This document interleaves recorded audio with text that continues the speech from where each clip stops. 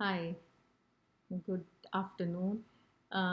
आज बात करने का मन कर रहा था एनर्जी और स्पिरिचुअलिटी के बारे में। तो होता क्या है कि इन जनरल क्या होता है कि जनरल टर्म्स में हमने किसी से बात की, मूड खराब हुआ, अच्छा हुआ, वगैरह वगैरह, ऐसा होता रहता है। बट जब आप थोड़े से भी स्पिरिचुअल होते हो, चीज़ों को फील करते हो, देखते हो डीप डाउन, तो क्या होता है कि आप जो वर्बल टर्म्स पे ज़्यादा ध्यान नहीं देते आपका, कि कोई क्या बोल रहा है, आप क्या सुन रहे हो। रेदर देन आपका पूरा ध्यान एनर्जी पे होता है। You can feel the energy of the person, किसी जगह की एनर्जी। या जैसे अपना आप मकान ही देखने जा रहे हो तो कई जगह घुस के आपको बस ऐसे लगेगा, एकदम वाइब्रेंसी फील होती है, अच्छा लगता है एकदम से ही। और कई जगह घुस के आपको बिल्कुल अच्छा नहीं लगता। तो वो एक चीज़ आपकी जो sensitivity towards people, towards things and towards self, वो एक बढ़ जाती है। और फिर धीरे धीरे अवेयरनेस लेवल बढ़ता है और आपको कभी कभी ऐसा लगता है कि अरे आज मूड क्यों ऐसे लो सा फील करो, जबकि कोई बात नहीं होती है। तो फिर आपको ये रियलाइज़ होता है आपने कल किससे बात की थी, सुबह किससे बात करी थी आपने, कब आपका ऐसे हुआ कि आप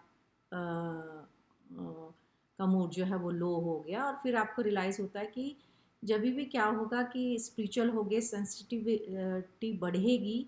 तो क्या होता है कि स्पिरिचुअलिटी का मतलब ये होता है कि आप धीरे धीरे खाली हो रहे हो। खाली इन द सेंस, जो दिमाग के कचरे होते हैं वो, उससे आप खाली हो रहे हो।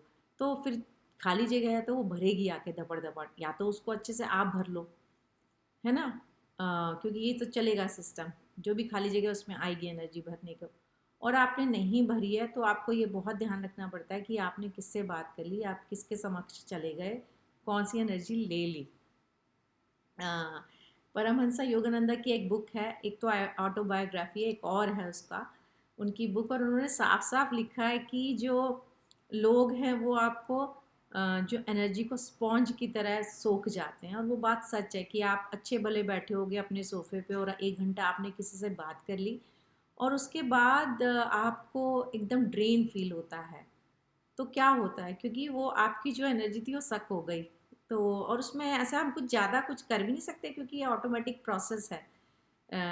पूरा मतलब यूनिवर्स का वो तो होगा ही होगा, मतलब हल्के से भारी, भारी की तरफ हल्का जाएगा। लेकिन स्टिल जब आप साधना कर रहे हो तो आप भी अपनी एनर्जी मेंटेन करके रखना चाहते हो कहीं। तो उस मेंटेनेंस में ये ध्यान रखना चाहिए आप किससे बात कर रहे हो। और कई बार आप रिकॉल करके समझ भी जाते हो कि हमने किससे बात करी थी, कब हमारा ऐसे एकदम हमें लगा कि ड्रेन हो गई एनर्जी। तो ऐसा नहीं कि हम बात करना छोड़ देंगे, लेकिन जब भी हम बात करेंगे तो हम को ध्यान रहेगा कितनी करनी है। और हमें अपना एक जैसे एक सील सी रखनी है, वो रखनी चाहिए सबको।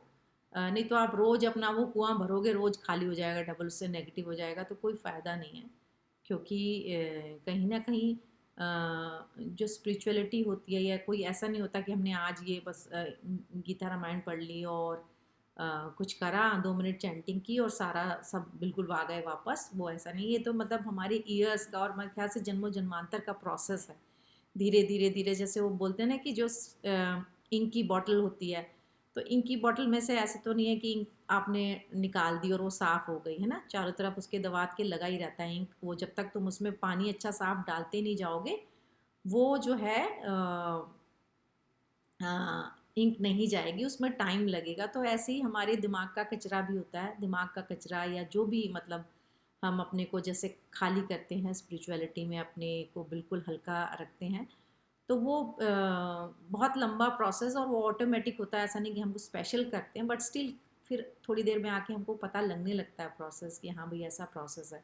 तो अगर हम आज जैसे हमने चैंटिंग की और हमें अच्छा लगा, और फिर हमने उसमें फिर से शाही भर दी। शाही मतलब वही है कि कौन अपनी एनर्जी दे गया और कौन सी आपने ले ली।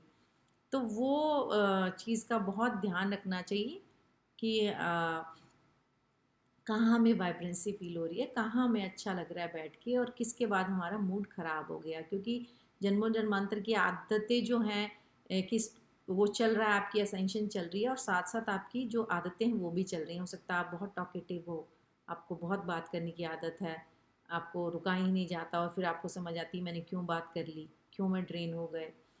तो या आपको सुनने की बहुत आती, तो आपने कचरा सुन लिया, और फिर आपको समझ नहीं आ रहा कि हाँ मैं ऐसे क्यों सोच रहा हूँ भाई, जब मेरे तो मूड ऐसा था नहीं, मेरा मूड को क्या हुआ। तो वो बात है, तो लोगों के सुख दुख को ज़रूर सुनो, लेकिन हाँ आपको कोई ऐसे बैठ के यूज़ कर रहा है सिर्फ कि स्पॉन्ज की तरह आप सोखते जाएं, उसका निकलता जाए, वो एकदम अच्छा भला होके निकले और आप बीमार होके निकले, तो ये आपको सोचना पड़ेगा, और इसमें कोई सेल्फिश होने की बात नहीं है। और ये जो भी असेंशन की तरफ जाते हैं लोग, उनकी सबको ये चीज़ आती है, नहीं तो ये परमहंसा की उसमें बुक में क्यों लिखा रहता, कोई बात ही होगी ना, तो उन्होंने लिखा कि भाई लोग तुम्हें स्पॉन्ज की तरह सोख के चले जाएंगे, तो उसका रीज़न है।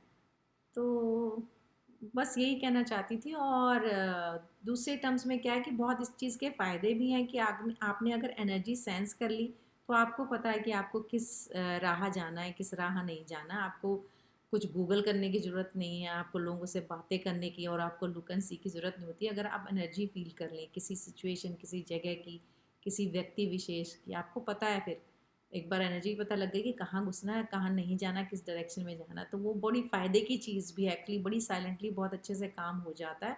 और आप यूनिवर्स के उसको भी समझने लगते हो, इशारों को भी कई बार, कि कोई चीज़ क्यों हो रही है, क्यों यूनिवर्स फैसिलिटेट कर रहा है और क्यों किसी चीज़ को रोक रहा है। तो वहाँ पे भी आपको देखना पड़ता है, क्योंकि आप अपने ट्रूथ से चल रहे हैं। तो इट्स तो अच्छी चीज़ है, तो एनर्जी का ध्यान रखना चाहिए, बस यही कहना चाहिए, कहना था। Thank you.